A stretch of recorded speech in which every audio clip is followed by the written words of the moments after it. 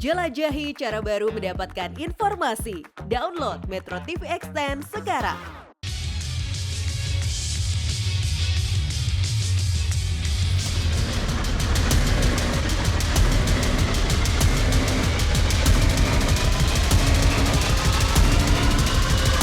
Subsidi itu diberikan kepada rakyat langsung. Yang diberikan kepada siapa? Yang diberikan tetap kepada pembeli, Bung. Tertarik sih tertarik, cuman syaratnya yang ribet.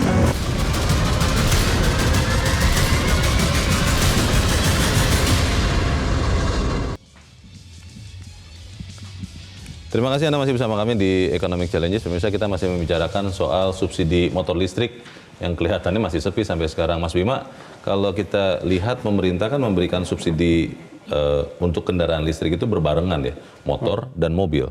Dan kalau kita melihat faktanya, mobil listrik itu jauh lebih cepat penjualan dan segala macamnya. Masalahnya di mana ya? Karena kan sebetulnya logikanya motor kan lebih murah, lebih mudah harusnya. Bagaimana, Mas? Ya, masalahnya statement Pak Muldoko itu. Statement yang mana? Yang tadi itu? Untuk rakyat. Maksudnya? Kemudian syarat-syaratnya itu ada kurs. Saya juga nggak ngerti lah yang bikin syarat itu apa landasannya gitu ya. Apa hubungannya motor listrik sama penerima kredit usaha rakyat? Kalau memang untuk rakyat yang prasejahtera, masyarakat berpendapatan rendah, pakai DTKS kan selesai. Oke. Gitu. Berarti ini kan artinya apa nih? Sampai 36 yang baru tersalurkan gitu ya. Ini artinya ada masalah satu sama pendataan. Jadi di antara pemerintah, Kementerian Perindustrian, kemudian Kementerian Keuangan, tempat ACC insentif ya, bukan subsidi. Itu juga masih bingung soal data. Ya kan? Sehingga data mana yang bisa dipegang, syaratnya sampai 4 tadi. Jadi artinya beda dengan mobil listrik. Kalau mobil listrik dia lebih longgar. Sehingga kalau tujuannya adalah menggeser dari motor BBM ke motor listrik, maka syarat itu harusnya dipersimpel. Cukup ke dealer, misalnya menunjukkan KTP. Ya, kemudian NIK-nya ada di situ. Alamatnya jelas, by name, by address. Udah bisa. Tinggal nanti diurus sama dealer nih leasingnya di sini. Selesai gitu. Jadi ini yang memperumit, sebenarnya yang bikin awalnya ini adalah dari pemerintah sendiri gitu. Sehingga mereka sekarang jadi bingung, ini mau disebut subsidi karena awalnya adalah untuk rakyat. Maka masyarakat juga melihat syaratnya itu kok jadi sama dengan syarat penerima subsidi yang lain. Nggak salah masyarakatnya, pembeli nggak salah. Yang salah adalah yang buat program ini dari awal. Nah gitu. Jadi kalau tujuannya itu, tolong deh rubah syarat-syarat yang rumit tadi lebih simpel, lebih sederhana gitu ya. Sama satu lagi, titip soal masalah pembiayaan. Bank-bank BUMN punya anak usaha leasing, multi finance itu suruh support untuk pembiayaan motor listrik kalau serius. Sama satu lagi soal tadi, saya mau pindah nih ke motor listrik, motor lamanya juga harus diurus sama pemerintah untuk konversi dan harus murah juga. Motor bensinnya itu ya. Subsidinya kan tetap dapat juga kan untuk konversi ini kan? Ada. Sorry Mas. Gue kritis. Silakan. Harapan gue sekarang jangan lagi pakai kata subsidi itu. Jadi diganti insentif aja, biar nggak rancu. Insentif atau bantuan? Kan namanya bantuan pemerintah ya. Resminya kan bantuan pemerintah kan Mas. Dan insentif fiskal itu. Nah, itu soal pembiayaan tadi yang sudah disampaikan Mas Bima, Mas Rahmat. Itu kalau untuk konversi itu sama juga dapat 7 juta juga dari motor bensin ke motor listrik. Betul. 7 juta. Masalah pembiayaan ini ada masalah tidak antara prinsipal produsen motornya dengan distributor atau dealernya? Dengar-dengar katanya ada masalah. Jadi memang tadi yang disampaikan Mas Bima itu tepat ya, bahwa pembeli motor itu mayoritas pasti akan menggunakan pembiayaan atau leasing, sehingga dan motor electric vehicle ini tentunya memang barang baru ya. Jadi kalau misalnya leasing standar yang pasti lihat populasinya berapa, nanti harga jual kembali dan sebagainya. Jadi memang perlu dukungan. Nah ini terus terang kita sesuai dengan tadi sarannya Mas Bima, Himbara itu sudah beraksi sebenarnya. Kita leasing Himbara itu udah buat, bahkan DP 0%, punya DP 0% program untuk EV. Maksudnya bagaimana tuh? Teknisnya gimana? Jadi kalau misalnya mau beli EV, motor listrik, datang ke dealer-dealer, kayaknya beberapa produsen udah kerjasama, itu akan dapat bisa dapat financing. Financing dari bank? Dari bank-bank yang negara. Dari leasing yang dimiliki oleh bank-bank Himbara. DP 0%? Mandiri. Ada program DP 0%. Ini sudah resmi, sudah berlaku umum sudah atau hanya kasuistik? Sudah berjalan. Oh sudah berjalan, Tapi 4 syarat tadi yang diusulkan ini kan kalau saya tangkap benang merahnya itu ya Mas Rahmat. 4 syarat itu dihapus aja lah. Itu akan segera dihapus nggak? Masukannya kita terima, nanti akan kita laporkan. Yang bicara ini wakil rakyat loh, wakil kita semua. Kan itu usulan jelas itu. Kalau arahan dari wakil rakyat kita akan diikuti juga ya. Kang Maman kalau lihat begini, kan juga ada pertanyaan soal ekosistem. Tadi Kang Maman juga sudah sempat sebutkan. Yang lebih penting sebenarnya untuk mempercepat itu adalah ekosistemnya dibentuk dulu, literasinya ditingkatkan, sosialisasinya masif, supaya kemudian bahkan kita semua tidak ada lagi ragu bahwa 4 syarat itu, sekarang kan masih ada 4 syarat, itu adalah salah satu, bukan 4-4-nya, atau memang bantuan ini yang digencarkan menurut Anda? Ya gini, ini pasti nanti, kan kita lagi masa reses. Di masa sidang selanjutnya saya pasti Komisi 7 akan agendakan ini, pembahasan ini, dan kita akan dorong untuk, tadi sudah sampaikan di awal ya, bahwa perubahan filosofinya, lalu masuk tadi ke prinsip prasyaratnya. Ada 4 syarat kan hari ini, itu nanti digeser Mas, dirubah menjadi prasyarat yang lain. Bentuknya apa kira-kira? Prasyarat yang mempertimbangkan prinsip keadilan. Apa itu prinsip keadilan? Begini, nggak mungkin dong dalam satu rumah atau satu orang harus bisa dapat sampai 2, 3, 4 ribu. Jadi itu mungkin itu yang diblok, itu dibuat constraint. Jangan sampai satu KTP ataupun satu KK dia punya 1 motor, 2 motor, 3 motor. Itu satu.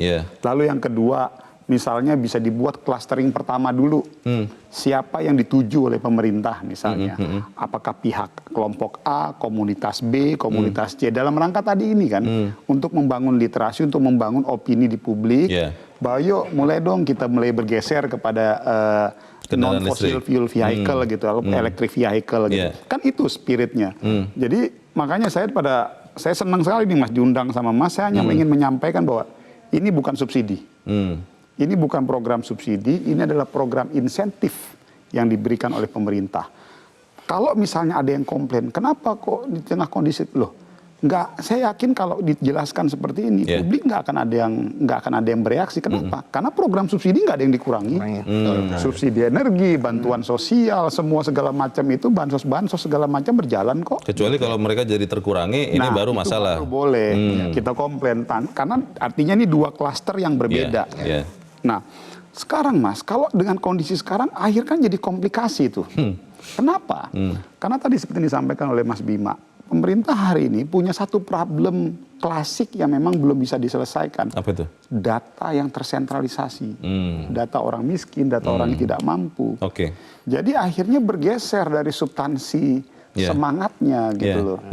Jadi semangat kita ini kan bukan mau membantu orang nggak mampu. Makanya wajar kalau ada yang marah-marah, ada yang bereaksi. Kenapa kok ini kan subsidi untuk orang nggak mampu? Lah orang yang mau pakai motor kan orang yang mampu. Ya memang tujuannya bukan untuk orang yang mampu kok. Beda ya, ini kan bukan subsidi.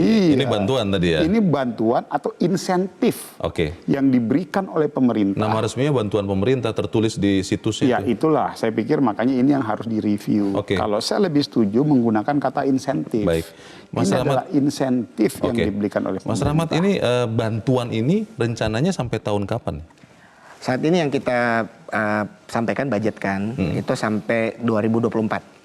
Akhir 2024? Akhir 2024. Itu yang 7 triliun ya kalau tidak salah? 7 triliun untuk 1 juta motor, di mana di situ kita bagi 2, jadi 800.000 untuk baru dan 200.000 untuk konversi. Jadi selesai dari 2024 kita lihat lagi nanti? Ya itu nanti. Karena pemerintahan juga akan berganti. Saya bertanya ini karena saya ingin bertanya ke Mas Martin, kalau sekarang saja diberi bantuan oleh pemerintah, yang laku ini atau yang sudah diserah terima ini kurang dari 50 unit dari target 200.000. Kalau nanti di akhir tahun depan ternyata tidak dibantu lagi oleh pemerintah, Anda melihatnya ini akan bisa meningkat tidak penjualan motor listrik ini? Ini Anda kan sebagai pebisnis kan by nature adalah orang-orang tangguh begitu kan, dibantu atau tidak harusnya survive. Bagaimana Mas Martin? Kalau kami kembali melihat lagi pemerintah nanti akan mendukung kami dalam hal apa gitu loh. Seperti kan sekarang pemerintah juga udah mendukung BUMN ya, kendaraan operasional harus listrik. Itu kan ada sedikit pembantuan pemerintah lagi. Pemerintah. Iya. Tapi itu mobil ya? Motor. Oh motor. Dua-duanya. Jadi 35 tadi itu termasuk itu bukan? Bukan. Yang sudah serah terima tadi itu? Belum. Oh, itu di luar itu? Di luar itu. Oke. Gitu.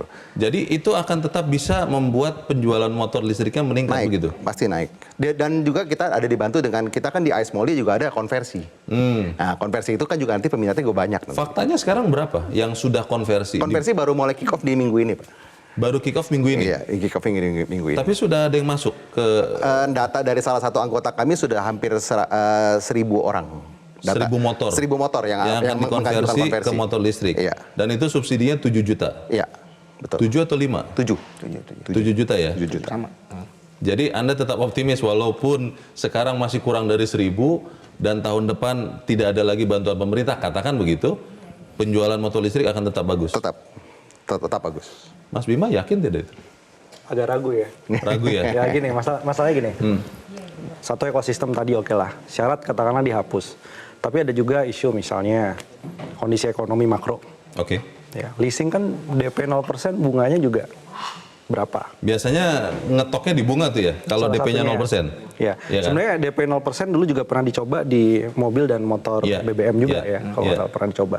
Jadi bukan hal yang baru. Nah, tapi masalahnya juga soal bunga. Ada beberapa yang sensitif, ada beberapa yang enggak. Kalau menengah atas sih konsumennya mungkin bunga itu another issue lah. Iya. Tapi bagi masyarakat yang menengah bawah, motor populasinya banyak di menengah bawah nih. Nah, itu sensitif juga soal masalah bunga. Nah, kemudian selain bunga juga, ya kita nggak tahu nih, uncertainty politik 2024 ada pengaruh nggak nih? Oh. Nah, kenapa ya? Ada pengaruhnya juga gitu. Kemudian yang berikutnya lagi juga saya pikir ada variabel tadi. Kenapa sih pemain otomotif yang besar dan dominasi ini belum masuk juga gitu? Maksudnya yang dari Jepang nih? Iya, saya mau ngomong dari Jepang deh, gitu ya. Ada beberapa merekan besar gitu ya, pabrikan besar, dan TKDN-nya saya kira sudah memenuhi kalau dia mau masuk ke dalam kendaraan listrik. Tapi kenapa nggak masuk juga sampai sekarang? Dan seolah-olah mereka tidak dilibatkan atau kurang pressure dari pemerintah sehingga masuk ke dalam skema ini. Itu selama itu kan orang sekarang di Indonesia, Mas, disuruh milih motor listrik, ya mohon maaf ya, dengan merek banyak yang baru, meskipun modelnya menarik gitu, dibandingkan merek existing, mereka akan tetap memilih merek existing. Soal pengenalan dan keyakinan akan brand itu ya? Ya, saya pikir harus ada kebijakan tegas. Ya. Saya dukung satu hal dari Pak Luhut ya, yaitu adanya pembatasan atau mempersulit produksi terutama mobil dan motor BBM existing. Wah. Nah, harus ada kebijakan tegas begitu sehingga orang ada pressure untuk pindah tanpa disubsidi ataupun tanpa bantuan insentif, orang akan pindah. Itu tidak menyalahgunakan kekuasaan nih? Ketika orang dipaksa padahal kan ekosistem kendaraan listriknya kan belum sebagus kendaraan fosil. Argumentasi yang saya ingat di bulan September 2022 kemarin, naikkan harga BBM subsidi. Salah satunya bukan hanya penghematan APBN saja. Tapi untuk orang geser juga kepada transport publik dan kendaraan listrik. Jadi itu kebijakan industri aja, bisa. Masalahnya tadi kan Kang Maman, Mas Bima sudah bilang katanya selesai masa reses ini akan membicarakan hal ini. Kalau saya konkretkan adalah hapuslah 4 syarat itu.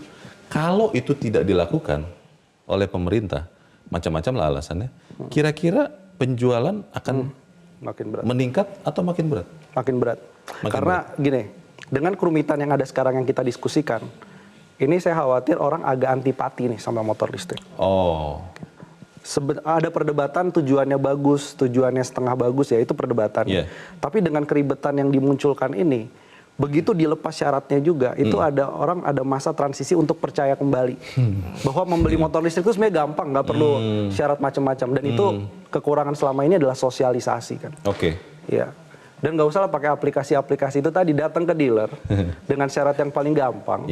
Yang penting saya setuju tadi, satu kartu keluarga nggak boleh lebih dari 2 misalnya. Asas keadilan tetap dipegang ya? Ya sudah, dapat gitu. Supaya siapa itu tadi, si Sapira itu, itu juga kan kemudian tidak menjadi masalah. Tapi kita harus jeda dulu bahwa Bapak dan Pemirsa tetaplah bersama kami, Economic Challenges segera kembali.